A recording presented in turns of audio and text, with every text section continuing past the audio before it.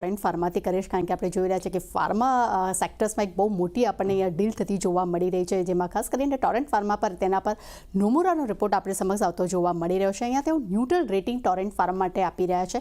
લક્ષ્યાંક તેમને ₹3,580 પ્રતિ શેર કર્યા છે. તેમનું કહેવું છે કે જેબી કેમિકલ્સ એન્ડ ફાર્મા સાથે અહીંયા અધિગ્રહણની જાહેરાત કંપનીએ કરી છે, જે પહેલાં પણ કંપની આવી સફળ અધિગ્રહણની જાહેરાત તેઓ કરી ચૂક્યા છે અને તેઓ અધિગ્રહણ પણ કરી ચૂક્યા છે. તે સાથે તેમનું એ પણ કહેવું છે કે ટૂંકા ગાળામાં કોસ્ટ સિનર્જીનો ફાયદો જે છે તે કંપનીને મળી શકે છે. ડીલથી લાંબા ગાળા માટે કંપનીને રેવન્યુને અહીંયા બૂસ્ટ પણ મળી શકે છે અને કાર્ડિયલ અને ગેસ્ટ્રો સેગમેન્ટમાં બંને જ કંપનીની એક મજબૂત હાજરી પણ જોવા મળી છે અને પહેલાંની સરખામણી આ ડીલની સાઇઝ જે છે તે આપણને ઘણી જ મોટી જોવા મળી રહી છે અને પોઝિટિવ રિપોર્ટ્સ કહી શકાય છે.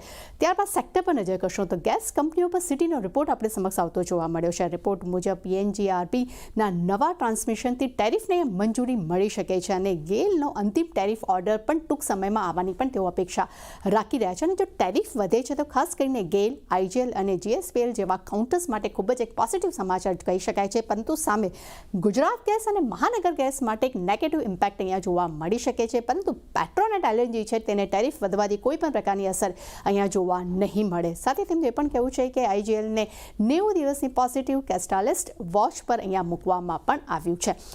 ત્રીજું કાઉન્ટર છે એ છે RBL બેંક. અહીંયા સિટી તરફથી બાય રેટિંગ્સના રિપોર્ટ જોવા મળ્યા છે. ટાર્ગેટ તેમને ₹285 પ્રતિ શેર કર્યા છે. તેમનું માનવું છે કે ROAમાં 45થી 50 બેસિસ પોઈન્ટનો સુધારાની તેઓ અહીંયા અપેક્ષા રાખી રહ્યા છે. ખાસ કરીને રિપોર્ટ મુજબ ક્રેડિટ કોસ્ટ સામાન્ય હોવાથી ROAમાં સુધારો આવવાની તેઓ અપેક્ષા રાખી રહ્યા છે અને ક્વાર્ટર 1માં ખાસ કરીને JGL અને ક્રેડિટ કાર્ડમાં એક તણાવ જે છે અહીંયા ઘટી શકે છે અને ખાસ કરીને ક્વાર્ટર 4ની સરખામણીએ સ્લિપેજીસ એટલે કે નવા NPAમાં પણ એક નરમાશ જોવાની તેઓ અપેક્ષા રાખી રહ્યા છે.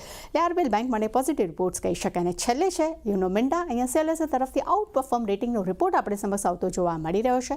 ટાર્ગેટ તેમને ₹1304 પ્રતિ શેર આપ્યા છે. તેમનું માનવું છે કે ROCમાં સુધારો અહીંયા જોવા મળી રહ્યો છે. ખાસ કરીને ઇન્ડસ્ટ્રીઝની સરખામણીએ પણ આ કંપનીનો ગ્રોથ અહીંયા વધુ મજબૂત તેઓ જોઈ રહ્યા છે.